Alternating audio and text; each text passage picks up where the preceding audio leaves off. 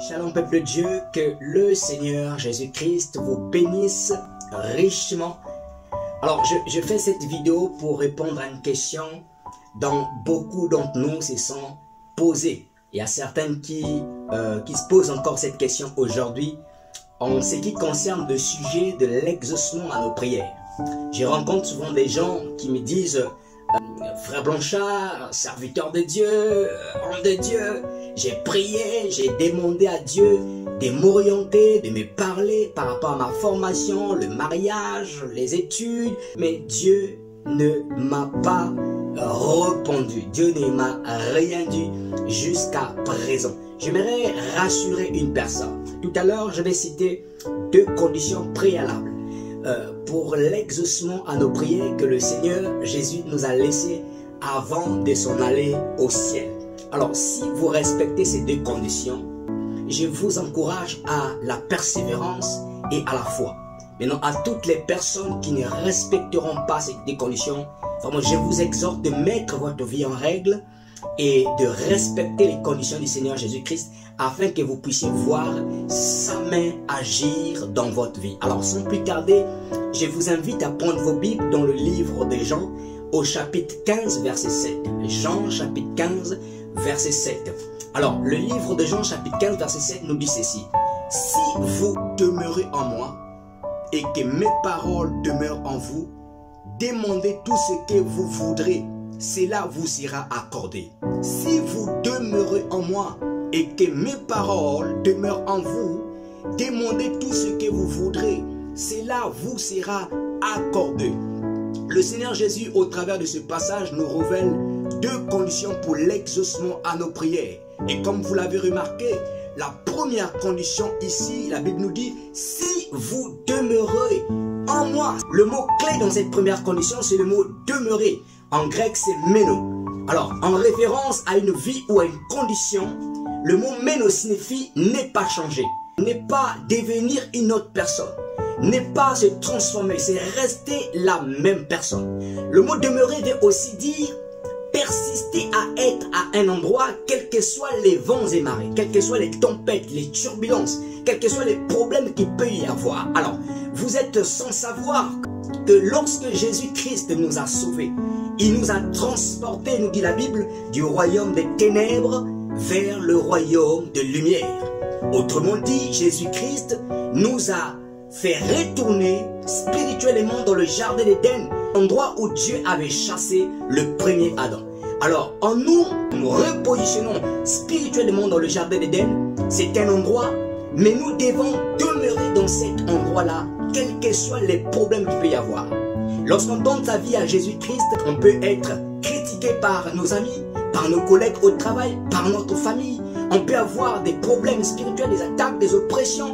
Mais la Bible dit que si vous demeurez en moi, c'est-à-dire demeurer en moi, c'est demeurer en Christ, quel que soit ce que tu peux traverser. C'est mettre sa foi, sa confiance totale en Dieu. Mais aussi, c'est de marcher, de chercher à tout prix à marcher selon la volonté de Dieu. Voilà ce que ça voulait dire. Si vous demeurez en moi, ne quitte pas l'endroit, ta nouvelle posture, reste là, à cet endroit-là, quel que soit ce que tu peux vivre. Mais le Seigneur ne s'arrête pas là. Le Seigneur complète en disant ceci. Et que mes paroles demeurent en vous. Deuxième condition, c'est que les paroles de Dieu puissent demeurer en nous. Qu'est-ce que ça veut dire? Faire demeurer les paroles de Dieu en nous. C'est laisser la parole de Dieu avoir ou prendre une place vitale dans notre cœur.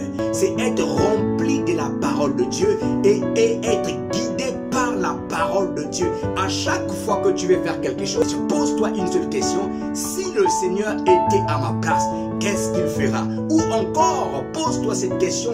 Que dit la parole de Dieu par rapport à ce que je suis en train de vouloir faire? En gros, la deuxième condition nous ramène dans la dimension de la sanctification et de l'intégrité avec Dieu.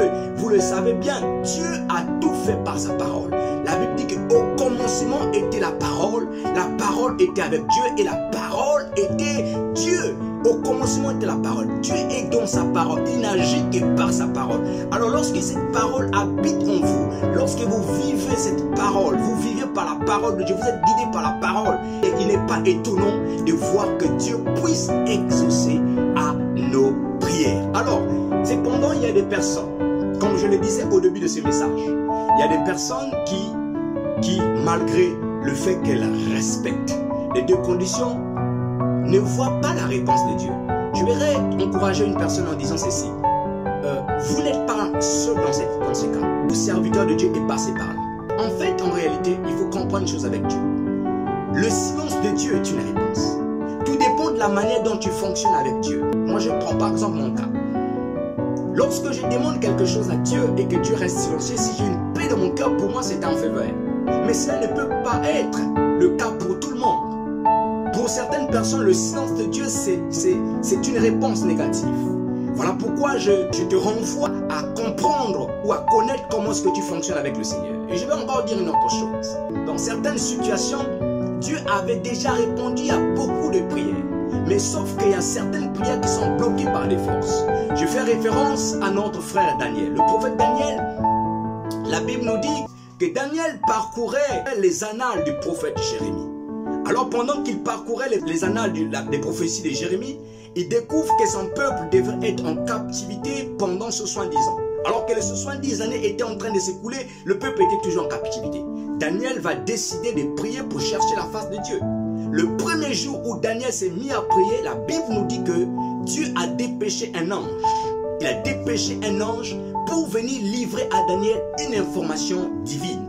Mais quand cet ange est arrivé pour livrer à Daniel, cet ange avait été empêché par une force terrible, plus puissante que peut-être cet ange. Et donc cet ange n'a pas pu livrer à Daniel. Et c'est ce qui se passe dans la vie de beaucoup de gens. Dieu avait déjà répondu, mais il y a des forces qui sont là, qui combattent tes pensées. Ton système de pensée est combattu. Ce qui fait que des fois, quand tu rêves la nuit, Dieu te vient te donner des révélations, tu te relèves le matin, tu n'as plus rien. Ta force est combattue, ta vie est combattue. Alors, Dieu, il fallait que Dieu envoie. Daniel a persévéré pendant 21 jours. Après les 21 jours, Dieu a envoyé maintenant Michael pour venir ouvrir le chemin, puisque Michael était un ange plus puissant. Et c'est à cet instant-là que Daniel a reçu la révélation. C'est pourquoi je dis à toutes les personnes, si vous respectez les deux conditions que je viens de citer, demeurez en Dieu et que vous êtes remplis de la parole de Dieu, je t'invite et je t'exhorte à la persévérance et à la foi. Et c'est la persévérance et à la foi ouvrira le ciel afin que tu reçoives toutes les révélations, les projets, les rêves que Dieu t'a communiqués. Maintenant, à ceux qui ne respectent pas les deux conditions que je viens de citer, je vous invite, s'il vous plaît, par l'amour du Seigneur Jésus-Christ, je vous invite, mettez votre vie en ordre afin que Dieu puisse agir dans vos vies. Isaïe chapitre 59, verset 1 dit, ce n'est pas la main de Dieu qui est courte pour nous sauver. Ce n'est pas son oreille qui est dure pour nous entendre, mais ce sont nos mains qui sont souillées des péchés. Je t'exhorte, mets ta vie en ordre pour voir la main de Dieu agir dans ta vie. Que le Seigneur Jésus-Christ vous bénisse. Alors, je vous dis à une prochaine vidéo, Dieu voulant.